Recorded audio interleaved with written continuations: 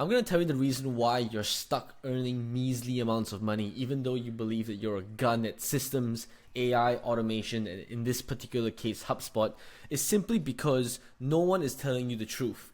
And the truth is that all of these HubSpot Academy stuff, these free courses that you've been taking over and over again, and your LinkedIn looks like it's filled with all of these credible certifications and stuff, hoping that someone out there is going to find you and be impressed that you've done this whole heap of 100 different courses. That's the problem, because HubSpot Academy does not actually give you the tools that you actually require to earn the big bucks. All HubSpot Academy does is teach you the basics, like the bare bones basics. And let me be honest with you, and HubSpot people might be angry at me for saying this, but I don't care. HubSpot doesn't even know what their customers even want in the first place. They get stuck saying all of these high-level gibberish that obviously pushes the industry forward, and I understand why you're doing that, but at the heart of it all, businesses are still really far behind, to the point where they're not even utilizing the tool itself properly. So the problem here is that we need to actually articulate the business use case, and the tool is the vehicle to get there. All right. So my name is Richie. I've been on HubSpot for a couple of years now. I actually started at the very, very bottom. I was a lowly sales rep at this business right over here, and I was doing absolutely poorly. I had to measle my way through and find a way to get out of this, because sales just wasn't my thing. But I tried my very best. I did it for almost a year, but I landed into a startup in which I slowly pivoted to actually do something like sales enablement, right? And this is where I actually found out about HubSpot. And the beautiful thing about working in startups is that you have the luxury to be, I guess, kind of flexible. You can be like water a little bit, right? You can flow, you can kind of weave, you can kind of experiment, and there's no real, I guess, oversight. And then from there, very quickly, over almost 2 years, I then became the Global Strategic Programs Manager to lead the global operations to combine the UK and Australian business units into one HubSpot that both made sense. Now, how did I get there? Well, it's basically self-taught. Moving forward, I then joined an agency where I stuck around for a year and 10 months-ish. And then now, moving forward a year after that, I am now leading the HubSpot division at a diamond tier agency in Australia. So how did that work? And the reason why I did that without doing a single free course is because I actually understood what businesses actually need. The business use case, the language in itself, the tool, again, anyone can learn, right? And I believe that if you are someone who is out there, you can see all the Facebook groups, you can see all of the different people that are doing amazing things out there, but all of them are broke. All of them don't have a stable job. All of them get replaced easily. And it's because they don't speak the business language. So I promise you, you can see here that, well, I've got my credentials right here.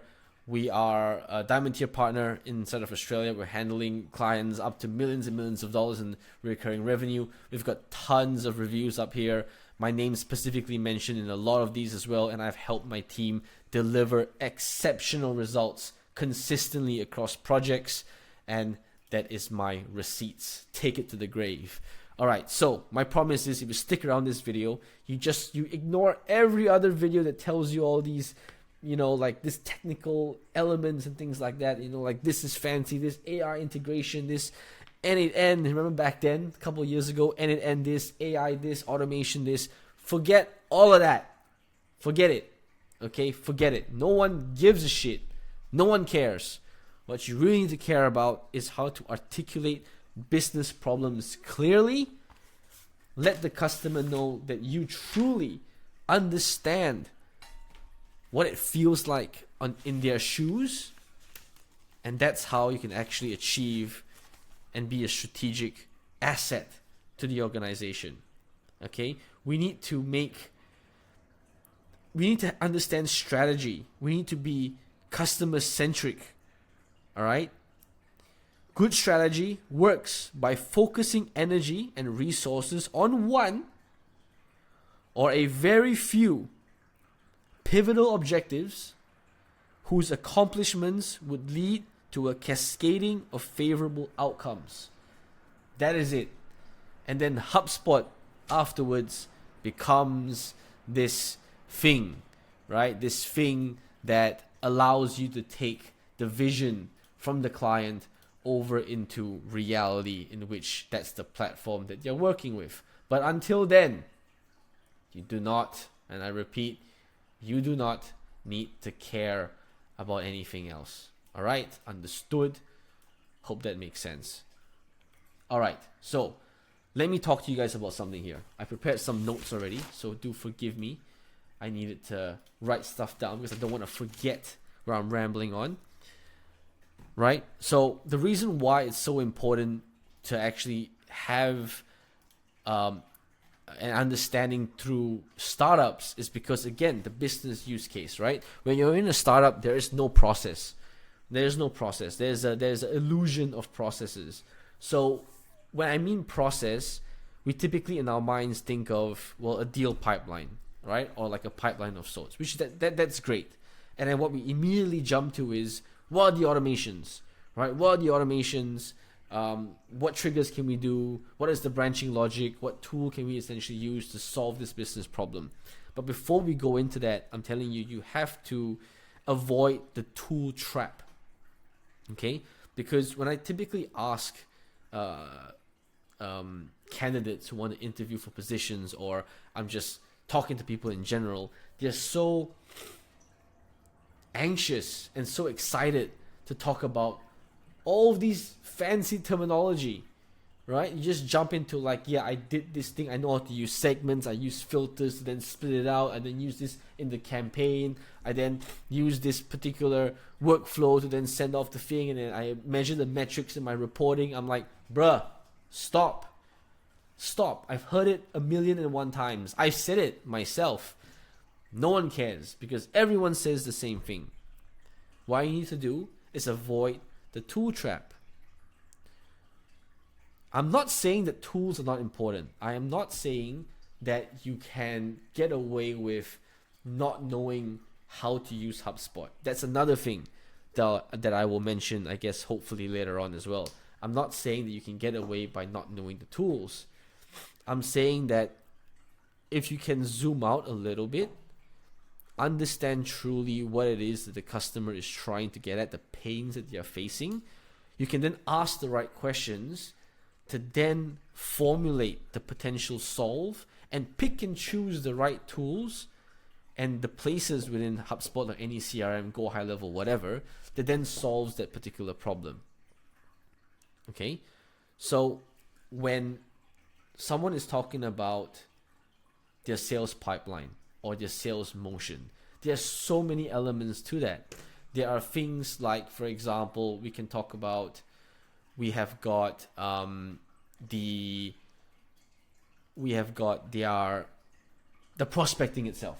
All right, prospecting, just prospecting can have a heap of different problems, right? Outbound motion, inbound motion. Are they ads coming through? Are the reps actually following up? Are activities not being logged? Are they actually inputting bad data? Is RevOps actually giving them the right data? Are the reps actually updating it? Is it that a deal or a lead is taking too long to close? Is it that they're talking to the wrong people? Is it that the leads are bad? Is it that the leads are being allocated to only a select few of people, and then there needs to be a VA or like an administration person to divvy up the leads? That's like 10 problems in just that first bit of sales, right? So you need to be able to not just talk about tools, but actually pause and understand truly what the customer is trying to, what they're facing right now, and then you can go into the details, but only then. Most of our projects, we actually spend about 4 weeks or so getting a little bit deeper into the actual problem. This is, of course, upmarket, right? We're selling projects for, a hefty sum of money, and also the fact that the organizations are larger, right? A business that acquires other businesses, for example, or businesses with a open deal pipeline of $1 billion I've seen that, by the way. That's crazy. And that's what becomes the actual problem, right? That the problem becomes, the solution becomes smaller, but the problem is massive in their eyes, right? So the entire project, trust me, could just be fixing one part. Out of that 10 things I just mentioned, solving one thing can have a dramatic impact on the business. And that's the value, right? Not just building automations. Okay? So, the method here is that I need you guys to stop learning the tools, too much of the tools. Of course, you got to keep up, right? HubSpot's marketplace has got so many different elements to it. But what you need to do is actually sit down, start to draw out different things. Right? I'll give you an example, right? So you need to draw out the problem itself. So let's just say, what's an example that I can give you? I don't know. Let's maybe like, can we do something here?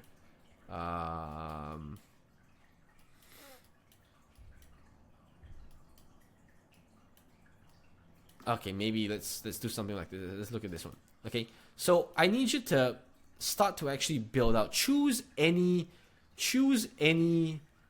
industry that you like, right? Choose any industry that you like. It could be I don't know. Maybe not something that you like, but something you can imagine, right? Like a pharmacy, which we will talk about in a little bit, or like a e-commerce brand, or your local pizza delivery spot, or a broker, or an accountant, or maybe you know someone who's an artist, anything like that. And I actually need you guys to really imagine you're the business owner, not the person necessarily who is going to be fixing it. Because in order for you to actually walk beside them and take and kind of empathize with the business owner, because trust me, they're the ones who are paying you the money anyways to do a particular job. The business owner, the CEO, the CMO, the COO, right? You need to be able to understand their frustration.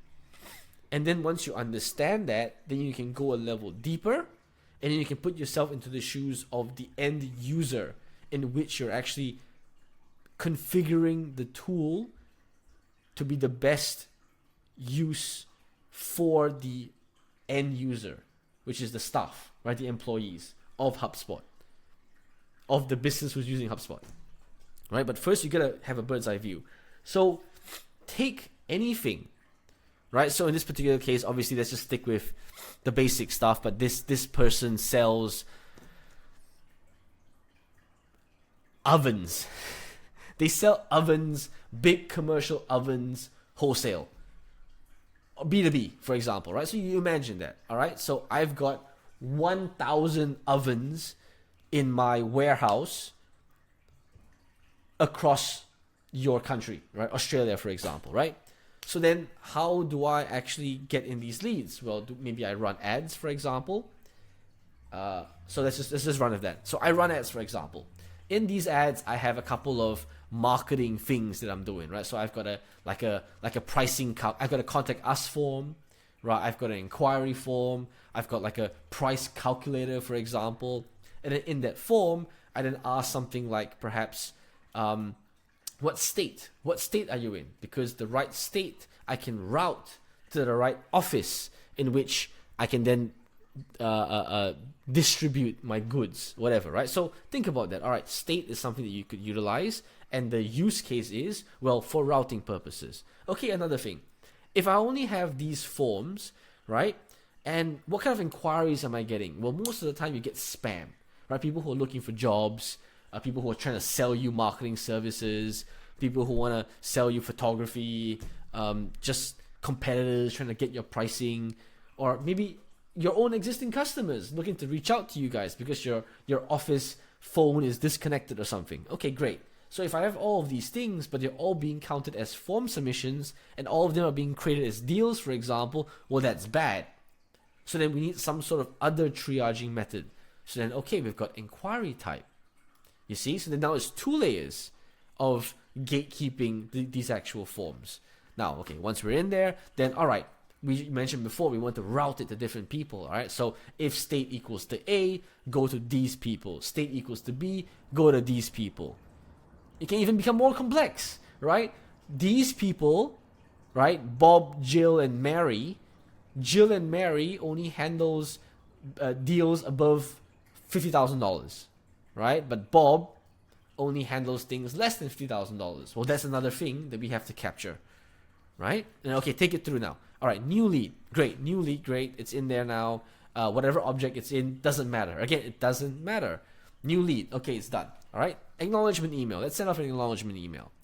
And then, for example, the customer says, okay, my big problem here is that there's just way too many leads. And for example, my reps are not responding to these leads. Okay, great. So then the problem is that you spend a lot of money on lead acquisition, right? The customer acquisition cost from the performance marketing side is $35 per lead. And if it's $35 per lead, but if it's sitting there and it's getting cold, well, it's costing you money.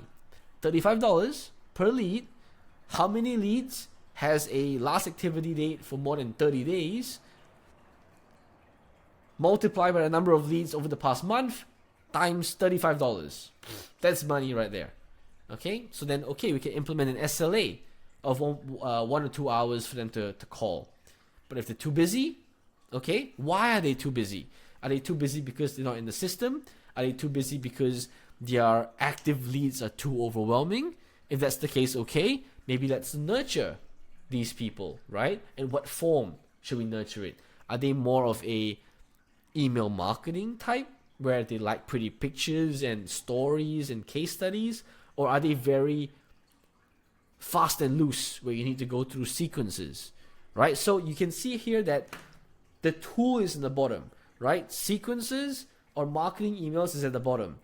But the understanding of the layer above, what industry you're in, how's your customer like, that then determines what tool you actually use. You see, so you gotta actually elevate your thinking in order for you to elevate your monies. Okay? And then afterwards, okay, quote sent. All right, what is this quote? Is it a HubSpot quote? Do you have the subscription for that? Okay, great. Even if it's a quote, right? You're gonna use Panadoc, DocuSign, I don't care. Pen and paper, PDF, I don't care. But in this quote, what do you need for this quote?